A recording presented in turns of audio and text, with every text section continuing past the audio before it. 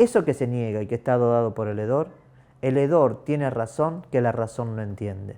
¿Y qué es lo que no entiende? Es que hay una impronta diferente en América por esa ilusión de un nuevo continente, por lo sufrido de constante de dolor que nos constituyó, por el genocidio permanente al que sufrimos, o por esa ilusión permanente de habitar de otra manera esta historia. Y esto tiene que ver con aportar al conocimiento universitario. Esa es nuestra intención. Bueno, yo creo que en general la universidad ha sido entendido fundamentalmente como un espacio de poder. Y eso yo creo que desde las escuelas medievales. Los filósofos que enseñaban eran aquellos que eran aprobados, ¿cierto?, por la institución eclesiástica, y bastaba que alguien pensara de un modo distinto para que ya comenzara a tener problemas. ¿Ya? Y hay que recordar, por ejemplo, Tomás de Aquino, que trató de recuperar el legado aristotélico, que hasta el minuto era solamente conocido por los árabes, fue tremendamente vilipendiado y pasaron varios siglos antes que fuera realmente reconocido. Entonces, yo diría que la Universidad Europea finalmente lo que ha hecho es colonizar el pensamiento de manera que para poder hacer filosofía o para poder hacer ciencia no hay sino que imitar lo que ellos ya han hecho. Pero universidad que de verdad se ponga al servicio de pensar lo que está pasando en nuestros pueblos, en todos los planos, en el sentido económico, político, cultural, son muy pocas y son experiencias más bien excepcionales. La academia o la filosofía en América Latina piensa desde el miedo. Yo diría que la universidad se está convirtiendo en otro ámbito más de la economía, ¿no? Y que lo que cada día tenemos que confrontar en la universidad es todas estas cuestiones de la productividad, de la innovación, de las competencias, de todo este lenguaje que se ha apoderado pues, de las universidades y que lo que han hecho es fundamentalmente minar el sentido crítico que debería tener la universidad, ¿no? Crítico y pluralista. Eso es lo que está pasando, no es tanto desde el miedo, sino desde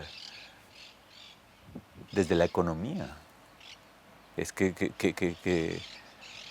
se está empezando a escribir en la universidad. A gente fala do conhecimento acadêmico e fala dos saberes originários. Eu penso que temos saberes e conhecimentos na academia e saberes e conhecimentos fora da academia, que não são legitimados hoje pela academia e que precisam sim desse nosso esforço para que a gente chegue a um diálogo verdadeiro. Porque o diálogo verdadeiro, no meu entendimento, ele precisa ser construído numa perspectiva de equidade, né? De reconhecimento recíproco da validade desses saberes e desses conhecimentos. E a gente está ainda muito distante disso, né? Educação são os processos que formam as pessoas na relação com o mundo que as cerca, com as pessoas, com os animais, com as plantas, com o universo. A educação, para mim, tem essa perspectiva mais ampla, assim, de ser os processos que formam as pessoas. Eu penso que estamos caminhando, né, e eu trabalho muito para isso e espero muito que isso aconteça, de compreender outras formas de conhecimento, outras formas, e não fazer uma separação entre o conhecimento acadêmico, as epistemologias, as filosofias que se criam na academia ou fora da academia, mas por pensadores que são legitimados pela academia, e aquele conhecimento que se produz fora da academia, que é o conhecimento que se produz no âmbito popular, no âmbito indígena, no âmbito das comunidades populares também, né? Que é fora da academia. Acho que esse vai ser o grande caminho que a gente tem, que a gente está começando a percorrer, o grande desafio que a gente tem, de poder compreender outras epistemologias. Expandir a universidade em dois sentidos, assim, que é da universidade poder ir para outros lugares, né? Mas também trazer para dentro da universidade a presença desses outros intelectuais que não são os intelectuais da universidade, como, por exemplo, esses sábios Guarani, esses sábios Caigangue, esses professores Guarani, esses professores Caigangue, no caso dos povos indígenas. Ontem aqui no Congresso falávamos da importância da presença dos negros, dos indígenas na academia. Essa presença, ela já produz, né, alguma coisa. Então, eu acho que o grande desafio é a gente poder, por exemplo, colocar numa mesa de um congresso um pensador da academia que estuda, por exemplo, os Guarani, ou que estuda junto com os Caigangue também, como eu, mas também um sábio que venha lá da academia, que talvez não saiba escrever nada, nem assinar o seu nome, mas tem muito conhecimento que vem complexo, elaborado, que vem também da oralidade. Eu acho que o próprio Cushi responde, né, que é um pouco essa vergonha, esse complexo de inferioridade, né, que fica muito mais fácil e muito mais bonito e muito mais aparentemente bonito, né, citar Heidegger, citar Freud, citar os autores europeus, e a gente não olhar para a gente mesmo, né? Então, eu acho que ainda é muito um complexo de inferioridade. Eu não penso que a gente tenha que deixar de lado o diálogo com autores europeus, com autores acadêmicos. Eu acho que não, acho que isso são complementariedades. Mas eu penso que a gente ainda precisa fazer esse passo de compreender, de nos compreender e de pensar assim, por exemplo, por que gostamos tanto de imagens, de ler imagens? Será que a América ela não é muito mais imagem? Será que a escrita alfabética, eu estou colocando perguntas, será que a escrita alfabética é uma escrita que se adequa à América? Ou a gente talvez, buscando nos povos originários, a gente não teria uma escrita ideográfica e daí a imagem tem um outro sentido? Eu fico me perguntando um monte de coisas assim, nesse sentido de como que a gente precisa se compreender melhor, buscar. E nesse sentido que o Cushi nos ajuda e nos aproxima muito mais da América que nós vivemos aqui. Eu creo que a gente que se dedica a la academia, me incluyo, somos una élite. Dentro de esa élite, claro, hay distintas posiciones y opciones respecto de investigar sobre esto, sobre otros. Pero en general lo que yo veo con un poco de pesimismo es una mercantilización de la educación y que se ve en distintos ámbitos. Creo que lo comentábamos ayer, nuestros temas de investigación uno deja de tener la libertad para elegir el tema de investigación porque está mucho más preocupado de que te lo financien, de que se publique, ¿ya? O sea, los académicos estamos cada vez más presionados por una educación superior que se ha mercantilizado, entonces hay un criterio de producción que se nos impone a los académicos también, donde cuesta mucho ceder a la tentación de no publicar y de no investigar aquello que está de moda para que entonces te lo paguen, te lo financien. Eso, porque uno tiene que vivir, es el trabajo de uno. ¿Y dónde uno pone su vocación, sus temas de interés? Bueno, hay que ejercer una cierta resistencia. En la escuela de sociología es muy vinculada con los temas que están preocupando a la sociedad en este momento. Eso es una bendición. Pregrado, pregrado digo yo. Mis alumnos de pregrado investigan cosas que preocupan a la sociedad hoy, por ejemplo, el tema indígena, diversidad sexual. Sí, yo creo que esa es una gran bendición que a mí estar en esa escuela. Y los profesores también. Chile es un país que se ve muy progresista desde fuera, pero al interior de nuestro país nosotros tenemos ley de divorcio hace muy poco tiempo. Y hace, yo diría, 10 años que existe legitimidad para ser homosexual en Chile sin que nadie te discrimine, pero hace muy poco tiempo. Porque la política está en manos de una élite. Así que, populismo, nada. Los profesores en Chile somos una élite privilegiada. Y la deuda que uno tiene con la sociedad, porque uno es lo que es gracias a los otros que le han permitido ser lo que uno es, a mí me obligan a tener preocupaciones más sociales, ¿ya? Y mi investigación sobre indígenas o mi investigación sobre identidad en jóvenes marginados, que fue lo que hacía antes del tema indígena, siempre han tenido que ver con darle voz a aquellas personas que no tienen voz dentro del mundo formal de poder, qué sé yo. Es una pequeña contribución que uno debería hacer desde la academia, siendo un privilegiado, usar energía, recursos, neuronas para pensar y para incluir. Yo creo que esa es lo que a mí me motiva. La lengua, el ataque a las lenguas. Se habla mucho de diversidad cultural, pero es muy limitado. Se habla de cosas como la interculturalidad. La interculturalidad es una bobería, es decir, es muy bueno la interculturalidad, pero la manera de hacer interculturalidad es completamente absurda. Llamamos interculturalidad que el indio, precisamente, se llega a inculturar en nuestra cultura. ¿Y cuántos de nosotros nos inculturamos en la de él? Y la escritura, en verdad, es una tecnología de registro, ¿no?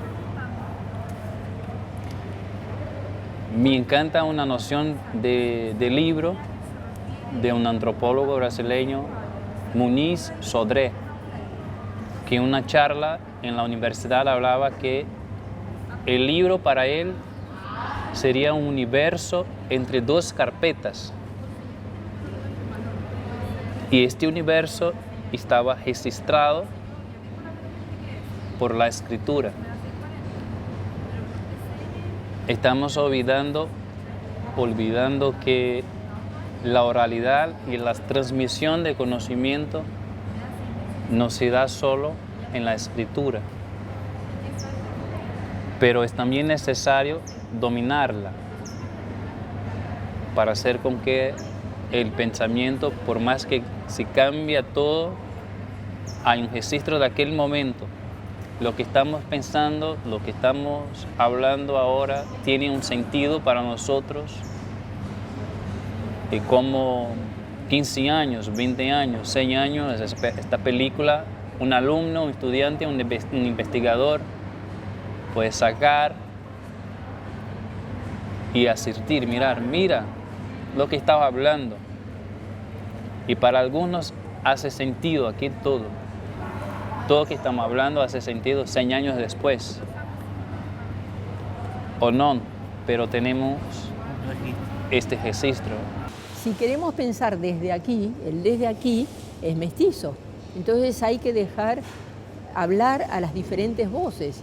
Y eso es un intento de escucharse recíprocamente y de construir una inteligibilidad y una racionalidad que obedezca todo eso, que sea deudora. Y creo que esa es la gran tarea hasta hoy, incluso no solo en el ámbito teórico, sino en el ámbito práctico. Se organizan países que dejan afuera, tanto como lo habían hecho los colonizadores, a la mayor parte de la población, hasta hoy. Es decir, a los indios, a los mestizos, a los negros, y tenemos instituciones que bajaron, es la colonialidad del poder y del saber, como dice Quijano, bajaron los modelos colonizadores. Entonces hace falta que nosotros sepamos hacer subir nuestros propios recursos, nuestros modos, sin, por supuesto, excluir lo que sea, ¿no? Todo tiene su valor, pero no medirnos solo con los modelos traídos y los modelos hegemónicos. Entonces, esta interculturalidad, estos programas de bilingüismo, yo tengo horror al bilingüismo tal como, porque el bilingüismo es simplemente un programa puente para hacerlos pasar al castellano. Y una vez en el castellano, ellos mismos se van a encargar de que a sus hijos ya no se les enseñe más su lengua. Ellos mismos no enseñan más su lengua. Bueno, entonces, estos son los grandes problemas, esa sustitución del sistema. Toda institución es una estabilidad. Y por lo tanto, por ejemplo, yo tengo permanentes problemas con la universidad. La universidad es una institución y en tanto que institución se genera para estabilizar ciertas estructuras. El Estado es una institución y en tanto que institución es esencialmente reaccionaria. La tarea de uno como ciudadano es poner a moverse esa institución, pero las instituciones son lentas, son grandes elefantes, para eso fueron creadas, ¿no? Es posible abrirle grietas al Estado en forma permanente, en forma sistemática y como hormiguita, o sea, hay un musguito que puede destruir pirámides, ¿ya? Y ese musguito también somos las gentes que pensamos, que deseamos, que amamos y que a través de esos gestos podemos crear esa grieta que permite un pequeño microclima para organismos muy pequeñitos, ¿sí? Jóvenes, guaguas, ¿no? Que pueden respirar otro aire a pesar de esa rigidez o, digamos, en el seno de la rigidez. Entonces yo pienso sí que es posible reconocer esa rigidez y a la vez seguir peleándola. Yo creo que Foucault tiene un aporte importante que yo acojo, y es la idea de que el centro de la reflexión filosófica no es tanto el logos, sino la tecné, es decir, las técnicas a partir de las cuales se producen cosas o se producen discursos. Digamos, Foucault, ¿qué le interesa a Foucault? A Foucault no le interesa tanto lo que se dice, sino el cómo se dice. A Foucault no le interesa tanto lo que se hace, sino el cómo se hace. Normalmente nos concentramos en lo que se dice y lo que se hace, y no en las técnicas a partir de las cuales se dice y se hacen cosas. Lo que hace Foucault es, primero, no suponer que hay cosas ocultas, sino, digamos, lo que hace una genealogía es tratar de levantar una cartografía de las fuerzas y de las relaciones de poder que se dan en un momento histórico determinado, pero nunca parte de que detrás de esas fuerzas hay cosas que están ocultas, sino que traza, digamos, una horizontalidad de las fuerzas, dibuja un mapa de las fuerzas y muestra cómo es el juego de esas fuerzas, cómo son los juegos, los regímenes en esas fuerzas. No se supone que haya un subtexto oculto. Eso es un presupuesto fundamental acá en Foucault.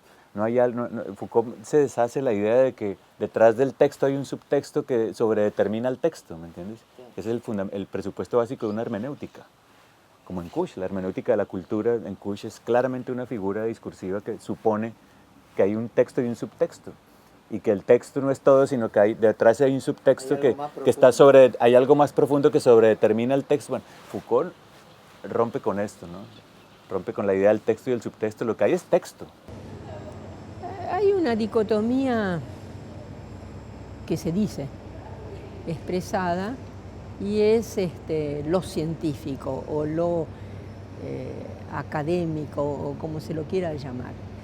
Y eso es discutible. O como hace poco me dijeron, alguien me dijo, no, lo que pasa que no gusta cómo tú planteas, el modo como planteas lo latinoamericano. Digo, qué bueno, porque sería muy importante en esta universidad discutir la cuestión del método. En el ámbito más político, la colonialidad del poder, es decir, hay juegos de poder que no quieren dar participación. Más o menos conscientes, no siempre son conscientes. No, bueno, los que hablan así, recuerdo que alguna vez discutimos con Ernesto Laclau un poco, porque él hablaba de populismo, no, pero lo tomó en un sentido más positivo, como fuerza que viene de abajo, etc. Pero los que descalifican con ese ismo son los que nunca han pasado por lo popular.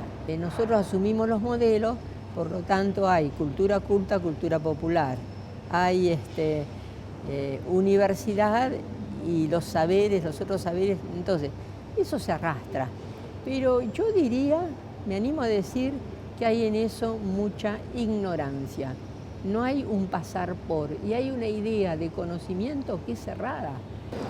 Educação é modo de vida, né? Educação é sentido, e aí nesse sentido se aproxima muito da filosofia, né?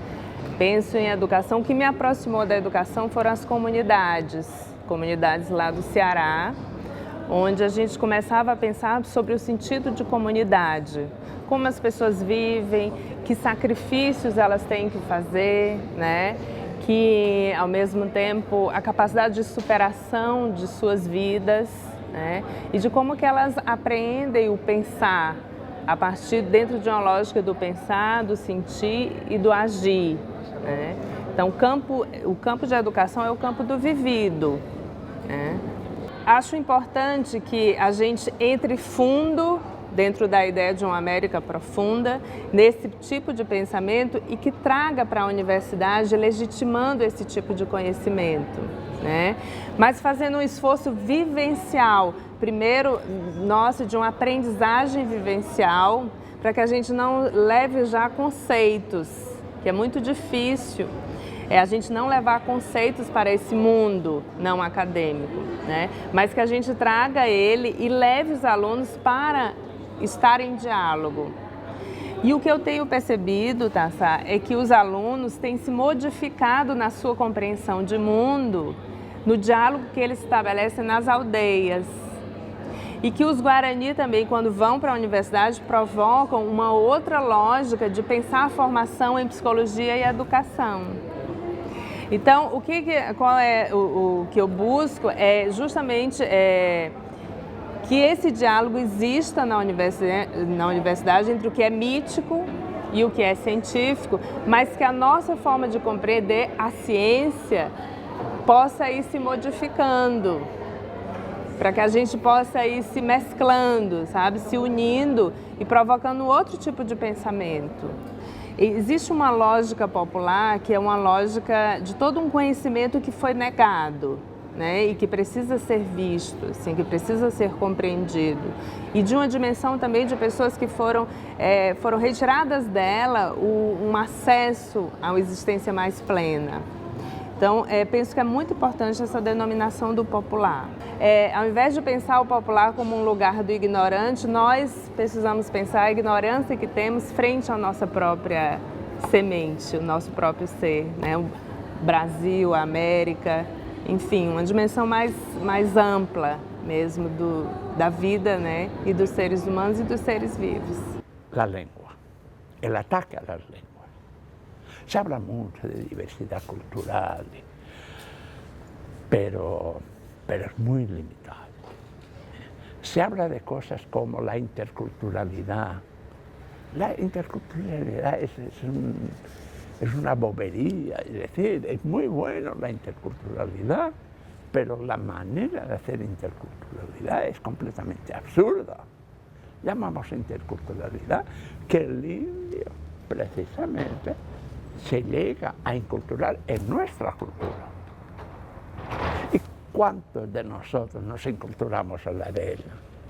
Entonces, esta interculturalidad, estos programas de bilingüismo, yo tengo horror al bilingüismo tal como, porque el bilingüismo es simplemente un programa puente para hacerlos pasar al castellano.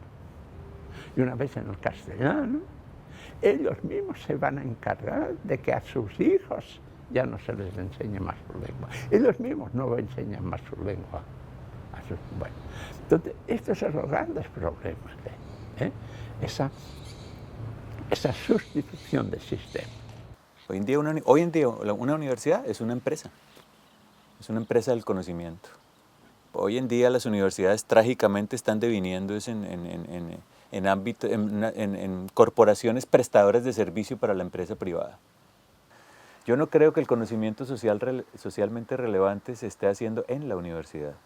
Yo lo que creo es que universitarios, gente que está en la universidad, pueden articularse con otra gente fuera de la universidad, donde se está haciendo conocimiento socialmente relevante, pero yo ya no le atribuyo a la universidad el rol de iluminista, pues de ser un foco de conocimiento social.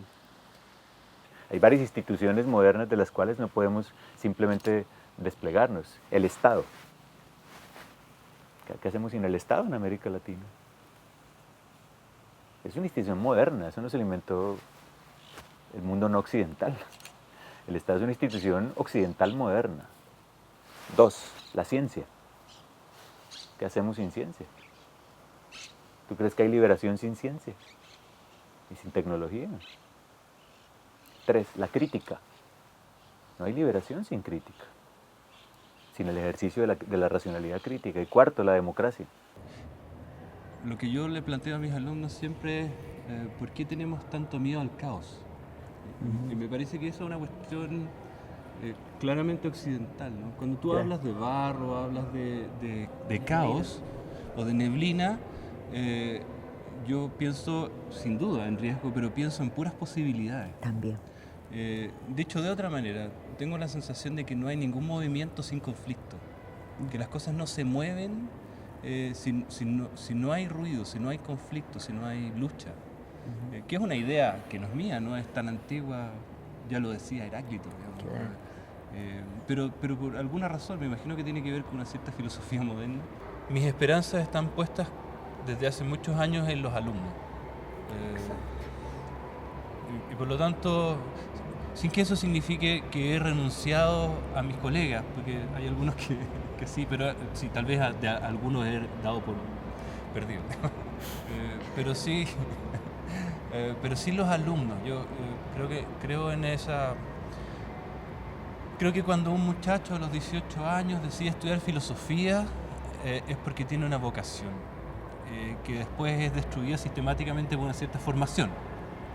Pero si tú logras en ese momento introducir algunas pequeñas cuñas, puedes a largo plazo, yo soy paciente en general, tener un colega con el cual poder trabajar. Y ya me ha pasado, ¿no? de tener colegas hoy día que fueron mis alumnos, que tienen unas mentes más abiertas, más flexibles también, menos rígidas. Aún así creo que como cuando trabajamos en la universidad tenemos una tarea irrenunciable de remecer la institución. Entonces yo creo que nosotros como académicos que trabajamos en la universidad tenemos la obligación de hacer ese ejercicio autocrítico, ¿no? Así se construye la intelectualidad, porque ahí yo creo que la intelectualidad no está en la universidad. La universidad tal vez era el parlamento para donde los intelectuales indígenas, afros, lance. Voy a leer en portugués. Soneto para Oyá Balé. Para William, Bill e Duda Oliveira. Sua coroa sem brilho, enrolada sobre a cabeça, desenhando a soberania dos orixás. Pano branco, maestria, jeito calado de narrar a direção dos ventos, dos raios, dos búzios alafiando o sentido passado adiante, presente nos passos futuros de aprendiz, sempre navegando na direção das palavras, sempre navegando na diáspora das palavras, sopradas pela natureza de ser e estar, circulado pela força do Ori, Chá, soberano, coberto por Oyá. Cachoeira.